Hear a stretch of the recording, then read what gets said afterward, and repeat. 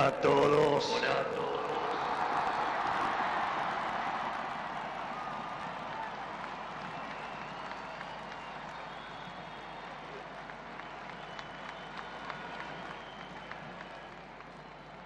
Señores ministros de la Corte, señores gobernadores, señores diputados y senadores nacionales, presidentes y dignatarios extranjeros, argentinos.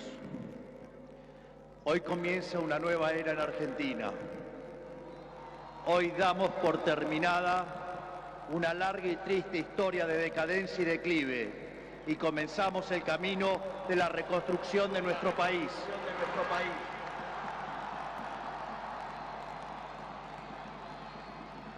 Los argentinos, de manera contundente, han expresado una voluntad de cambio que ya no tiene retorno. No hay vuelta atrás. Hoy enterramos décadas de fracaso, peleas intestinas y disputas sin sentido. Peleas que lo único que han logrado es destruir nuestro querido país y dejarnos en la ruina. Hoy comienza una nueva era en Argentina, una era de paz y prosperidad, una era de crecimiento y desarrollo, una era de libertad y progreso. Hace 200 años, un grupo de ciudadanos argentinos reunidos en San Miguel de Tucumán le dijeron al mundo que las Provincias Unidas del Río de la Plata no eran más una colonia española y que a partir de ese histórico momento seríamos una nación libre y soberana. Durante décadas nos enfrentamos en disputas internas acerca de cuál debía ser la forma institucional que nuestro país necesitaba. En 1853, luego de 40 años de haber declarado la independencia, bajo el auspicio de un pequeño grupo de jóvenes idealistas que hoy conocemos como la generación del 37, decidimos como pueblo abrazar las ideas de la libertad.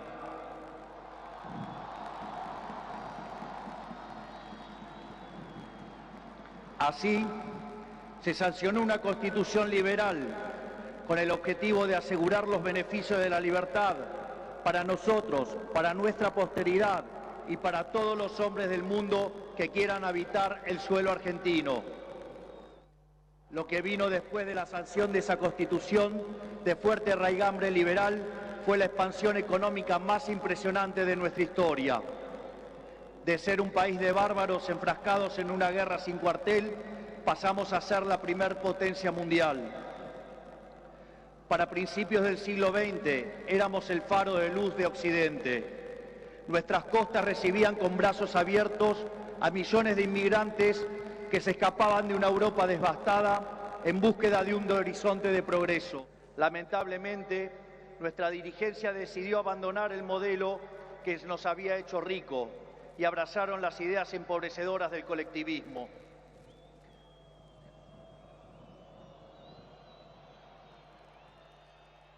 Durante más de 100 años, los políticos han insistido en defender un modelo que lo único que genera es pobreza, estancamiento y miseria. Un modelo que considera que los ciudadanos estamos para servir a la política y no que la política existe para servir a los ciudadanos.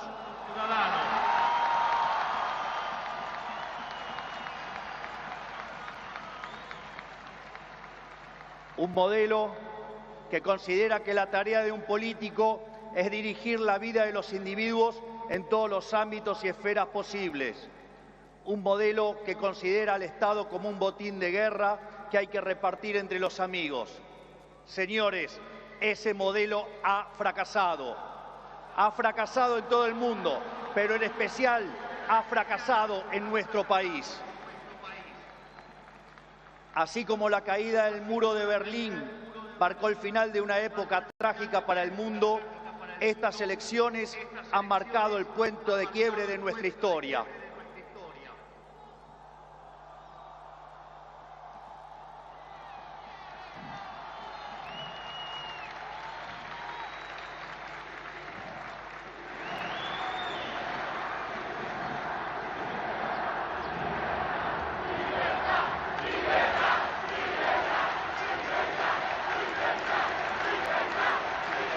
En estos días, mucho se ha hablado de la herencia que vamos a recibir.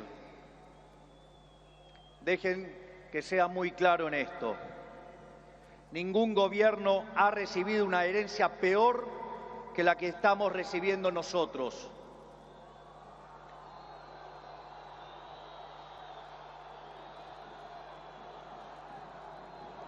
El kirchnerismo, que en sus inicios se jactaba de tener superávit gemelos, esto es, superávit fiscal y externo, hoy nos deja déficit gemelos por 17% del PBI.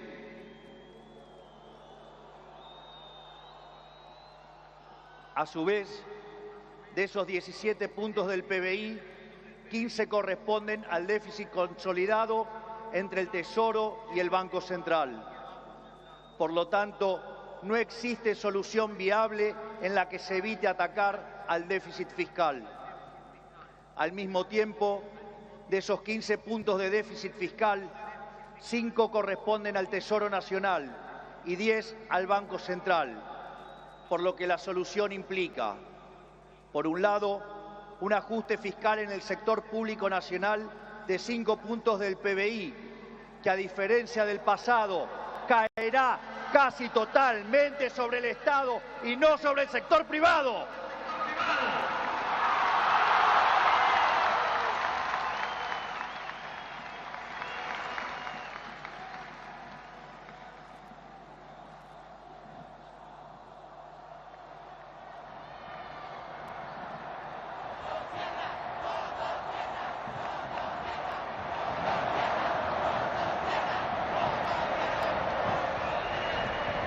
Por el otro, es necesario limpiar los pasivos remunerados del Banco Central, los cuales son responsables de los 10 puntos de déficit del mismo.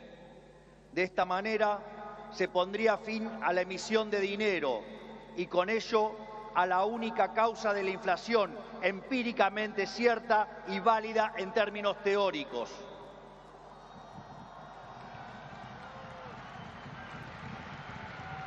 Sin embargo, dado que la política monetaria actúa con un rezago que oscila entre 18 a 24 meses, aun cuando hoy dejemos de emitir dinero, seguiremos pagando los costos del desmadre monetario del gobierno saliente. Haber emitido por 20 puntos del PBI, como se hizo en el gobierno saliente, no es gratis. Lo vamos a pagar en inflación. A su vez, el cepo cambiario, otra herencia de este gobierno,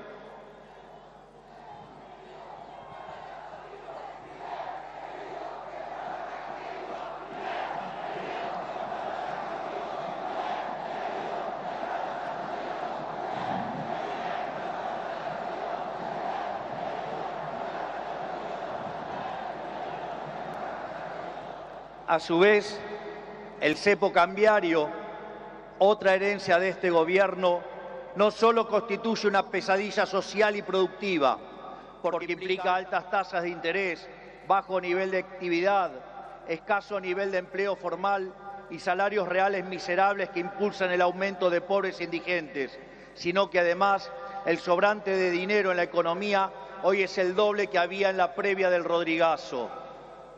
Para tener una idea de lo que eso implica, recordemos que el Rodrigazo multiplicó por 6 veces la tasa de inflación, por lo que un evento similar significaría multiplicar la tasa de inflación por 12 veces. Y dado que la misma viene viajando a un ritmo del 300%, podríamos pasar a una tasa anual del 3.600. A su vez, tranquilos que no termina acá, la herencia sigue. A su vez, dada la situación de los pasivos remunerados del Banco Central, la cual es peor que la que había en la previa de la hiperinflación de Alfonsín, en muy poco tiempo se podría cuadruplicar la cantidad de dinero y con ello llevar a la inflación a niveles del 15.000% anual. Esta es la herencia que nos dejan, una inflación plantada del 15.000% anual, la cual vamos a luchar contra uñas y dientes para erradicarla.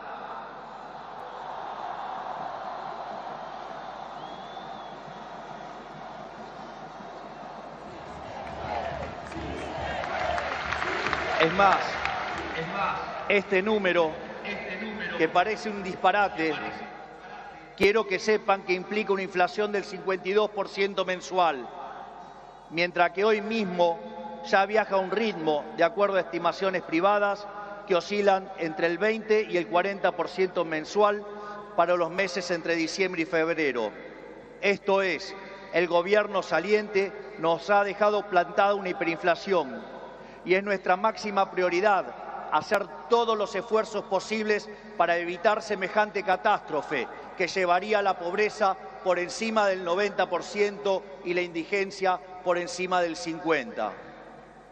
En consecuencia, no hay solución alternativa al ajuste. Por otra parte, la herencia no termina ahí, ya que los desequilibrios en tarifas son soles equiparables al desastre que dejó el kirchnerismo en el año 2015.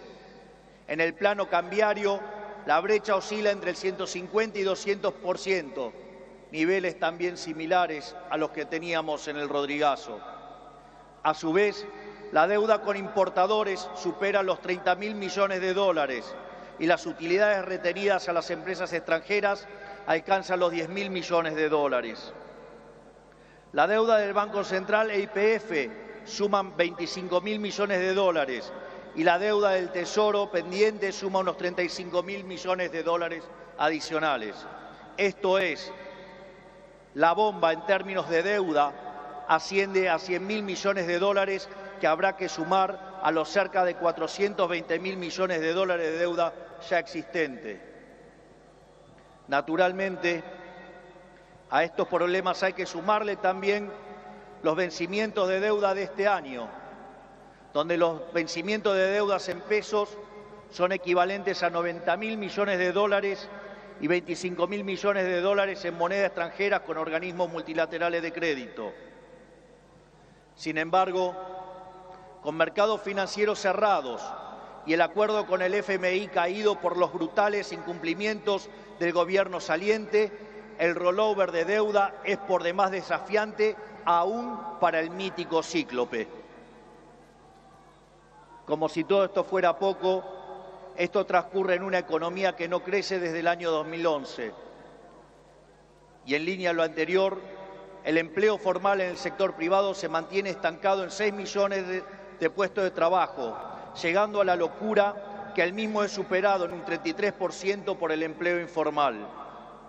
Por ello, no debería sorprender a nadie que los salarios reales se hayan destruido, ubicado en torno a los $300 mensuales, los cuales no solo son 6 veces inferiores a los de la convertibilidad, sino que de haberse mantenido la tendencia de aquellos años, o como lo decían ellos, el maldito neoliberalismo, hoy oscilarían entre 3.000 y 3.500 dólares por mes.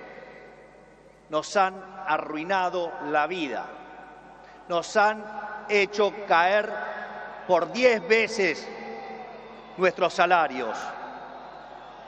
Por lo tanto, tampoco nos debería sorprender que el populismo nos esté dejando 45% de pobres y 10% de indigentes. Luego de dicho cuadro de situación, que a todas luces parece irremontable, debe quedar claro que no hay alternativa posible al ajuste. Tampoco hay lugar a la discusión entre shock y el gradualismo.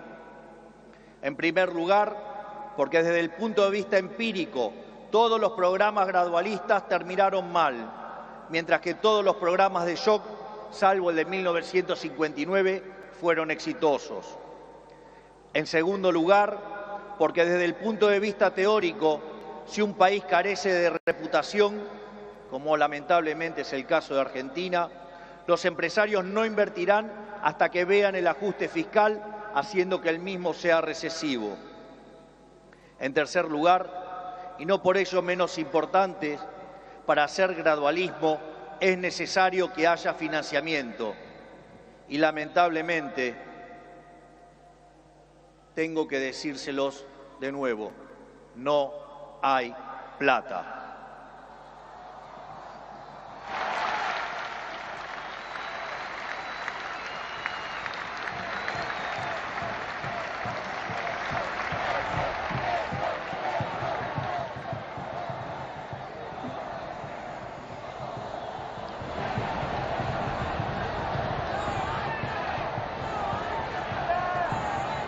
Por ende, la conclusión es que no hay alternativa al ajuste y no hay alternativa al shock. Naturalmente, eso impactará de modo negativo sobre el nivel de actividad, el empleo, los salarios reales, la cantidad de pobres e indigentes. Habrá esta inflación, es cierto, pero no es algo muy distinto a lo que ha pasado en los últimos 12 años. Recordemos que en los últimos 12 años el PBI per cápita ha caído 15% en un contexto donde acumulamos 5.000% de inflación. Por lo tanto, hace más de una década que vivimos en esta inflación. Por lo tanto, este es el último mal trago para comenzar la reconstrucción de Argentina.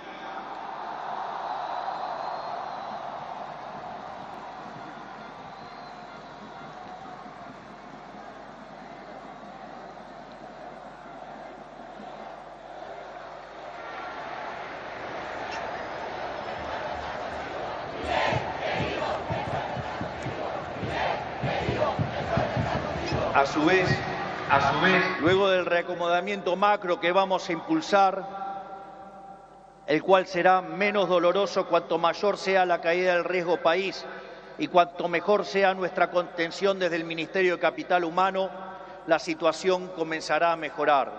Esto es, habrá luz al final del camino.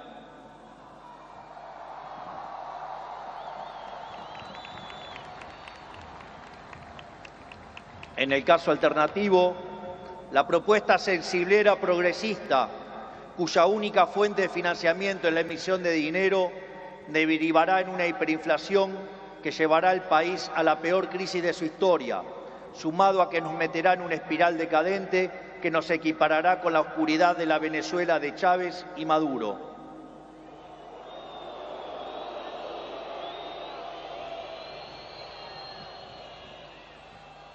Por lo tanto, luego de semejante cuadro de situación, no pueden quedar dudas que la única oposición posible es el ajuste, un ajuste ordenado y que caiga con toda su fuerza sobre el Estado y no sobre el sector privado.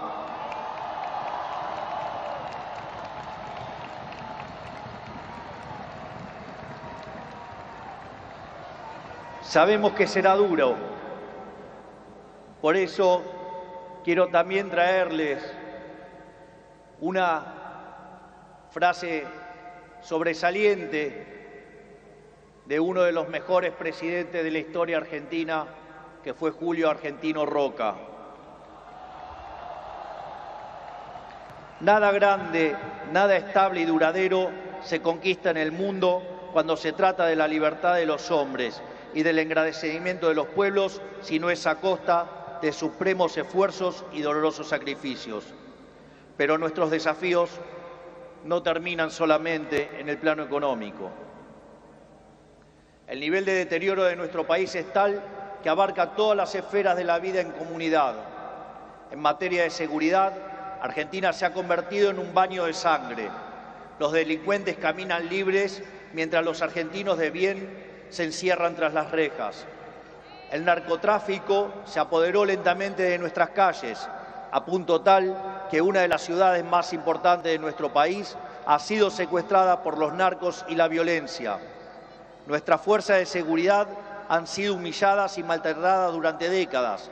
Han sido abandonados por una clase política que le ha dado la espalda a quienes nos cuidan. La anomia es tal que solo el 3% de los delitos son condenados. Se acabó con el siga-siga de los delincuentes.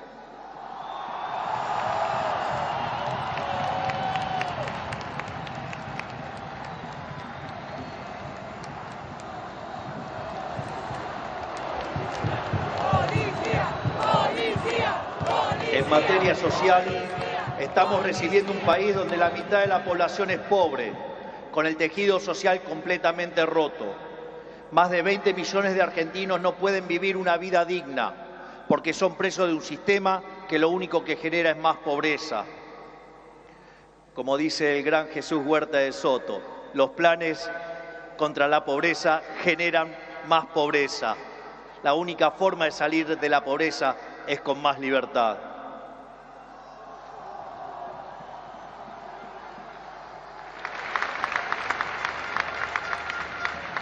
Al mismo tiempo, 6 millones de chicos hoy a la noche se irán a dormir con hambre, que caminan descalzos por la calle y otros que cayeron en la droga.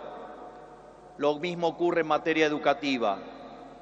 Para que tengan idea del deterioro que vivimos, solo el 16% de nuestros chicos se reciben en tiempo y forma en la escuela. Solo el 16%. Solo 16 de cada 100. Es decir, que el 84% de nuestros chicos no termina la escuela en tiempo y forma. A su vez, el 70% de los chicos que sí terminan la escuela no pueden resolver un problema de matemática básica o comprender un texto. De hecho, en las últimas evaluaciones PISA, la Argentina se encuentra en el puesto 66 de 81 y séptima en América Latina, siendo que Argentina fue el primer país en terminar con el alfabetismo en el mundo. Si se levantara Sarmiento y viera qué hicieron de la educación.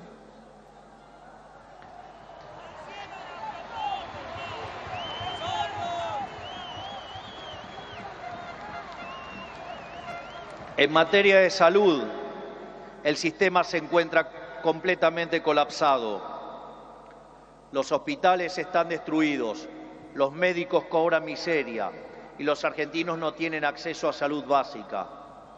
Tan es así que durante la pandemia, si los argentinos hubiéramos hecho las cosas como la media de los países del mundo, hubiéramos tenido 30.000 muertos.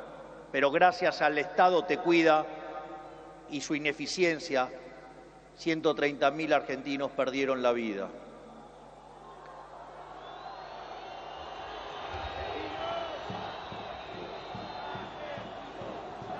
Ese es el estado presente del que los políticos tanto hablan, argumento que utilizan para justificar el aumento descomunal del gasto público que solo los beneficia a ellos.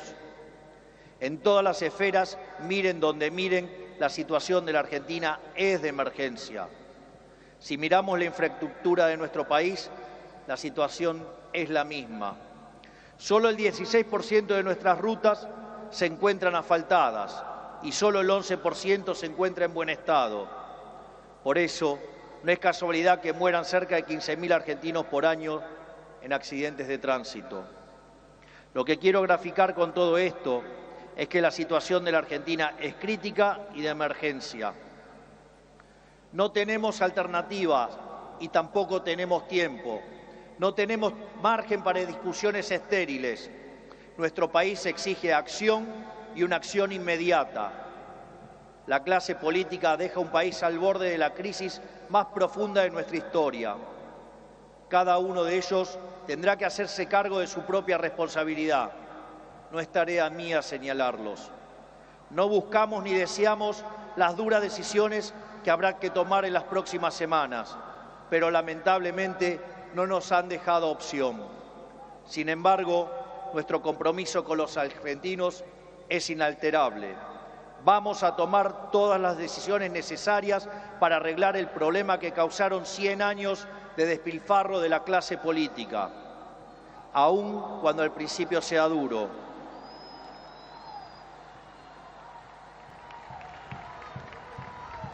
Sabemos que de corto plazo la situación empeorará, pero luego veremos los frutos de nuestro esfuerzo habiendo creado las bases de un crecimiento sólido y sostenible en el tiempo. También sabemos que no todo está perdido. Los desafíos que tenemos son enormes, pero también lo es nuestra capacidad para superarlos. No va a ser fácil, 100 años de fracaso no se deshacen en un día, pero un día empieza y hoy es ese día.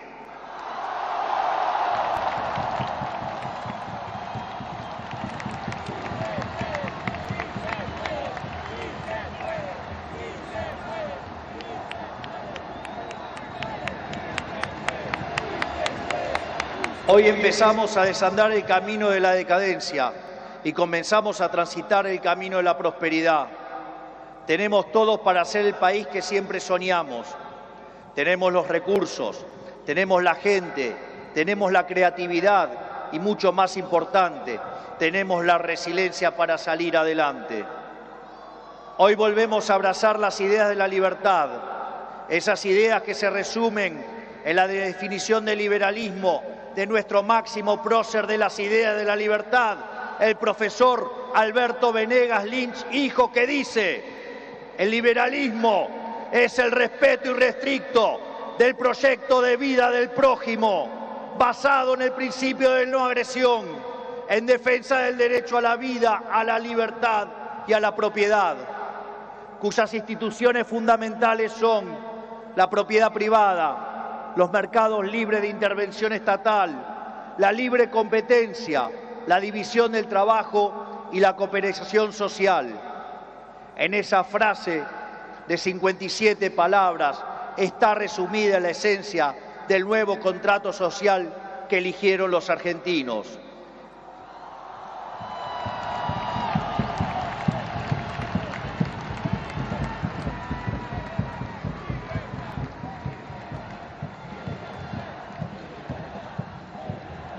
Este nuevo contrato social nos propone un país distinto, un país en el que el Estado no dirija nuestras vidas, sino que vele por nuestros derechos, un país en el que las hace, las paga.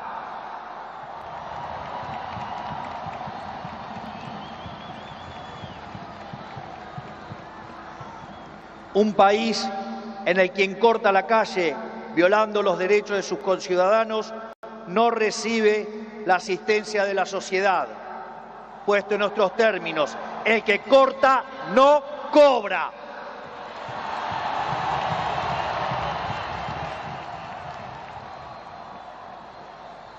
Un país que dentro de la ley permite todo, pero fuera de la ley no permite nada.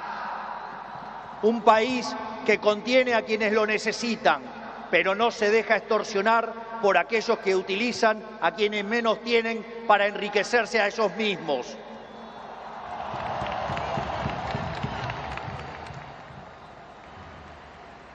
En cuanto a la clase política argentina, quiero decirles que no venimos a perseguir a nadie, no venimos a saldar viejas vendetas, ni a discutir espacio de poder. Nuestro proyecto no es un proyecto de poder, nuestro proyecto es un proyecto de país. No pedimos acompañamiento ciego, pero no vamos a tolerar que la hipocresía, la deshonestidad o la ambición de poder interfieran con el cambio que los argentinos elegimos. A todos aquellos dirigentes políticos, sindicales y empresariales que quieran sumarse a la nueva Argentina, los recibimos con los brazos abiertos.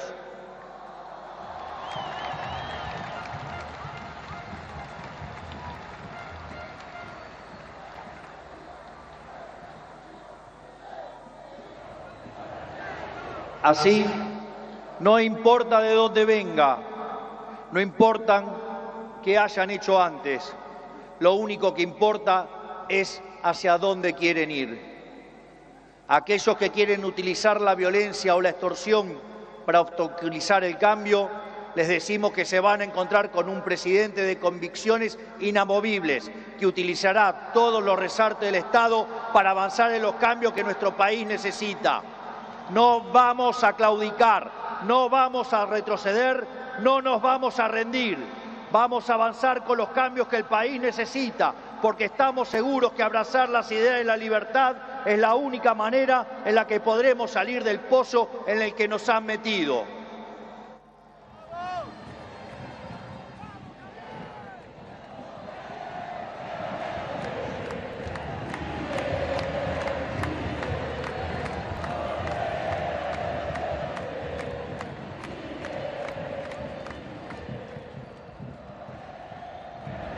Por lo tanto, y para ir terminando, que quede claro, hoy comienza una nueva era en Argentina.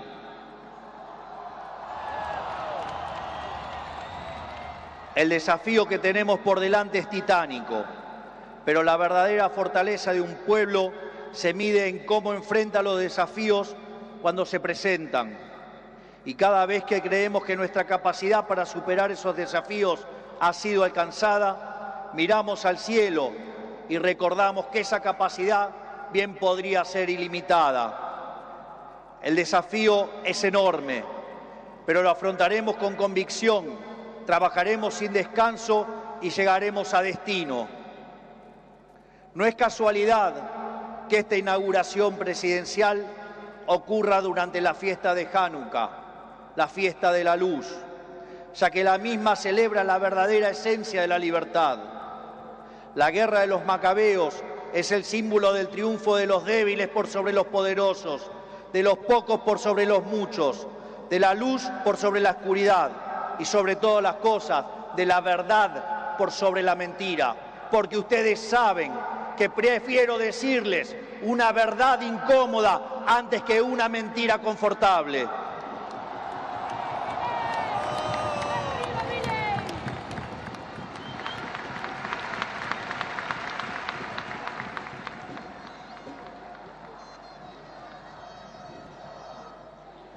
Estoy convencido de que vamos a salir adelante.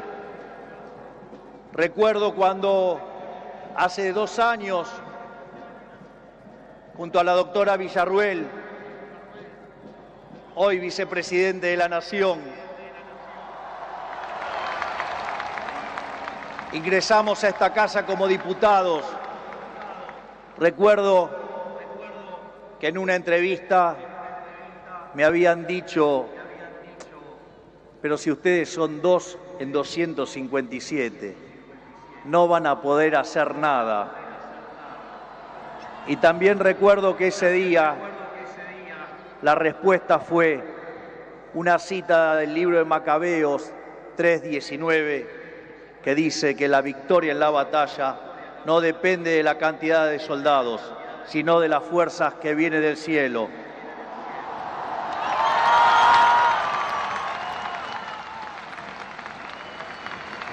Por lo tanto, Dios bendiga a los argentinos y que las fuerzas del cielo nos acompañen en este desafío. Muchas gracias. Será difícil, pero lo vamos a lograr. ¡Viva la libertad, carajo! ¡Viva la libertad, carajo! ¡Viva la libertad, carajo! Conforme a ponerse de pie que vamos a salir. Por el artículo 75.